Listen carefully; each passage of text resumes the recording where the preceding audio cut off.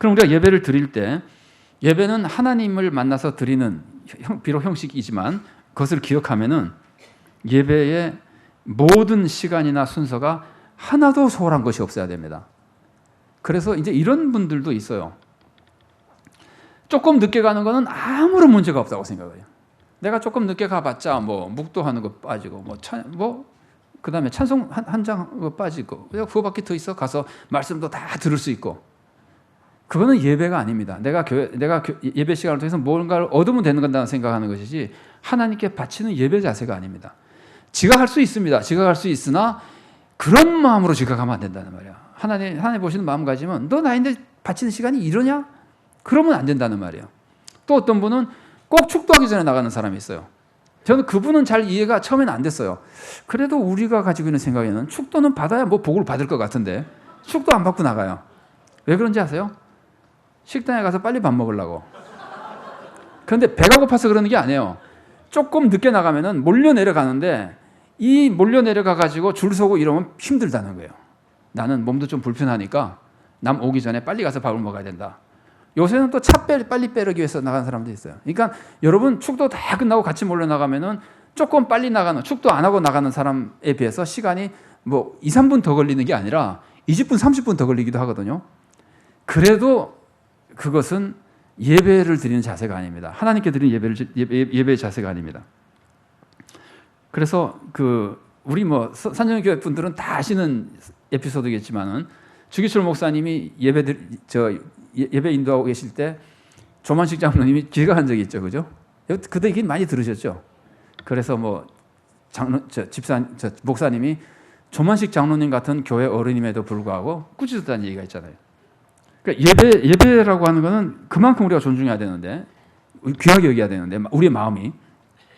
제가 존경하는 장로님 한 분은요, 자녀 교육을 할 때 이렇게 말하는 걸 들었어요. 자녀가 이제 다 커가지고 결혼하고 이제 크니까 뭐 잔소리 할 수 없잖아요. 그런데 이 사람이 아들은 집사고 아버님은 장로님이신데 이 아들이 예배에 자꾸 지각하는 거예요. 그러니까 이렇게 말씀하시더라고요. 네가 예배 시간 지키는 거를 비행기 시간 지키는 것처럼 생각해라. 최소한 기차 시간 지키는 것처럼 여러분 기차표 사가지고 지각해 본 적 있습니까? 비행기표 사가지고 지각한 적 있습니까? 뭐 그럴 수도 있습니다. 저도 지각한 적이 있습니다.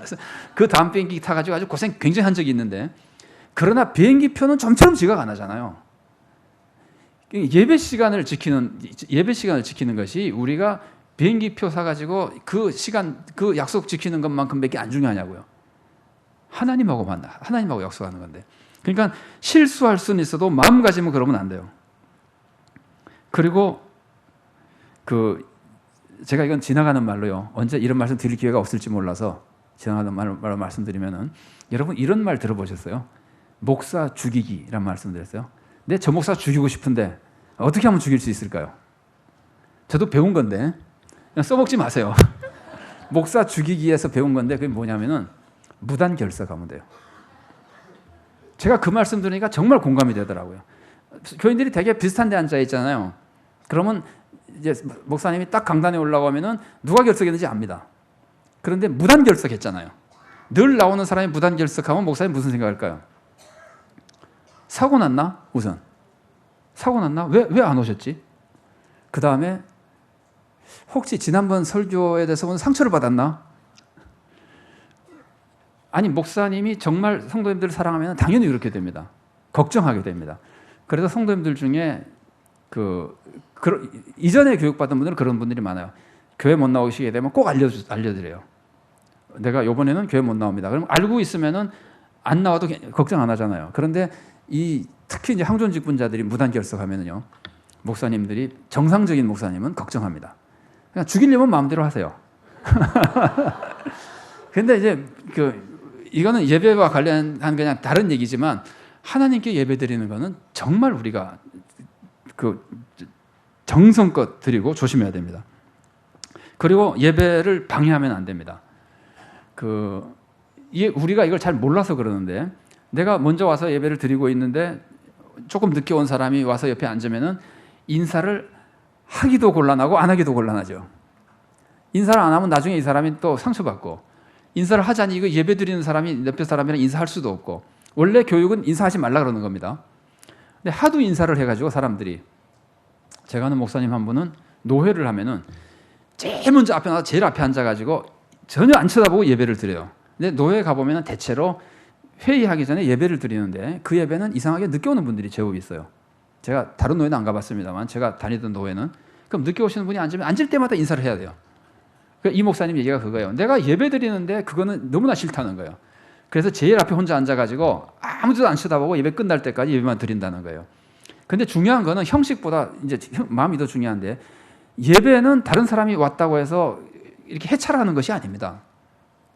여러분, 제가 아주 대그룹의 회장을 만났어요. 나는 직원인데 회장을 만나가지고 지시를 받고 있는데 옆에 부장이 지나간다고, 부장님 어디 가십니까? 인사합니까?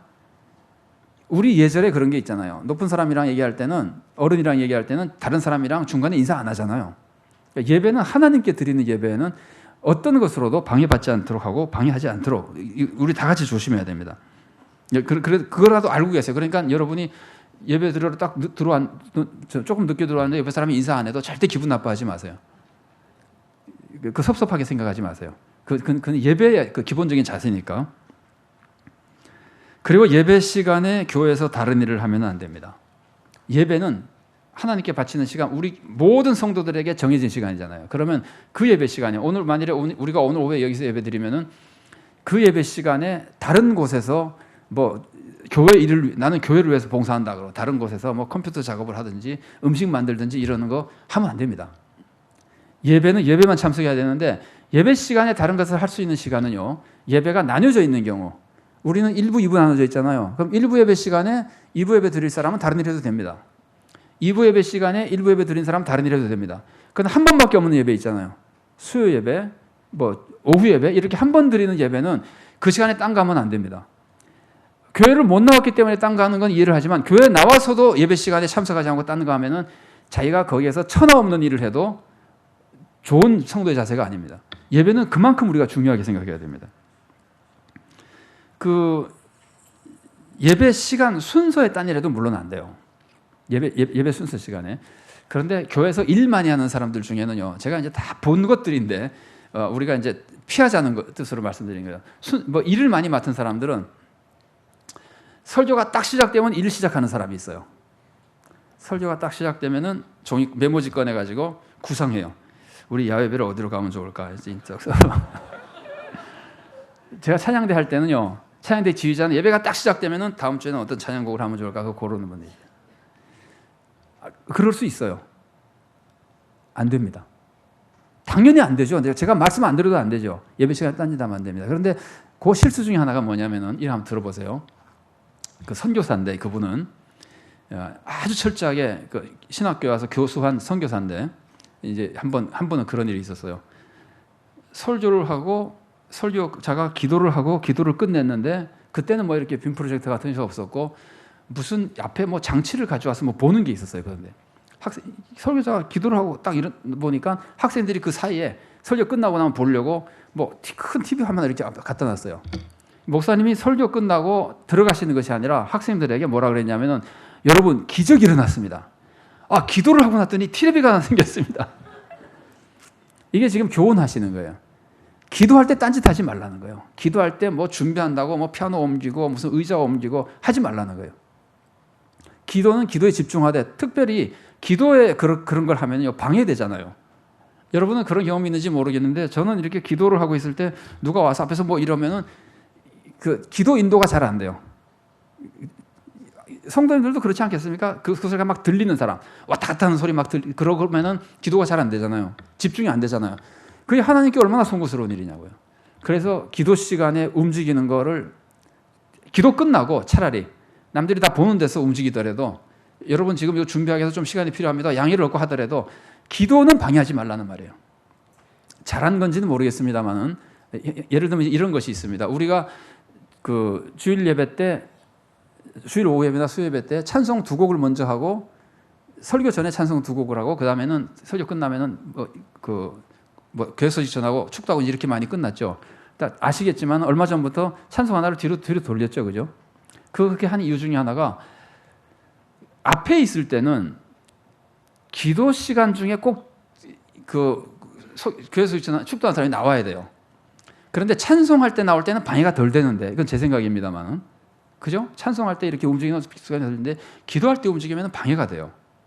그러니까 그래서 저는 이제 그걸 워낙 저는 싫어하기 때문에 양해를 얻어가지고 제가 당연한 대주교에다 알려드리고 이제 옮겼습니다만은 뭐 그게 제일 좋은 방법인지는 모르겠는데 제 그 뭐랄까 마음가짐에 대해서는 공감이 되시죠?